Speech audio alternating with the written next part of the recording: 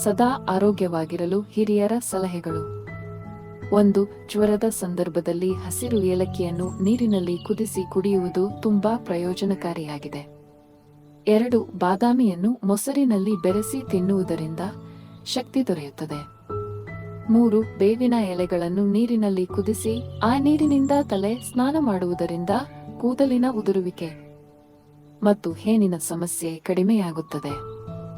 4. ಮೂಲಂಗಿ ಎಲೆಗಳನ್ನು ಜಗಿಯುವುದರಿಂದ ಹೊಟ್ಟೆಯ ಹುಳುಗಳು ಸಾಯುತ್ತವೆ. 5. ಟವೆಲ್ ಅನ್ನು ಬಿಸಿ ನೀರಿನಲ್ಲಿ ಅದ್ದಿ ಮುಖಕ್ಕೆ ಹಚ್ಚುವುದರಿಂದ ಡೆಡ್ ಸ್ಕಿನ್ ನಿವಾರಣೆಯಾಗಿ ಮುಖಕ್ಕೆ ಹೊಳಪು ಬರುತ್ತದೆ.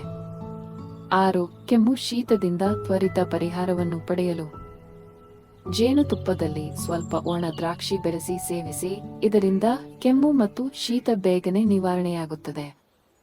7. ಗಂಟಲಿನ ಸೋಂಕು ಇದ್ದರೆ ಉಗುರು ಬೆಚ್ಚಗಿನ ನೀರಿನಲ್ಲಿ ಸ್ವಲ್ಪ ಅರಿಶಿಣ ಮತ್ತು ಉಪ್ಪನ್ನು ಬೆರೆಸಿ ಬಾಯಿ ಮುಕ್ಕಳಿಸಿದರೆ ಪರಿಹಾರ ಸಿಗುತ್ತದೆ.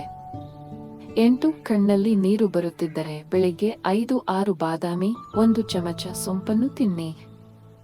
9. ರಾತ್ರಿ ಬೇಗನೆ ಊಟ ಮಾಡುವುದರಿಂದ ಹಲವಾರು ರೋಗಗಳಿಂದ ಮುಕ್ತಿ ಪಡೆಯಬಹುದು.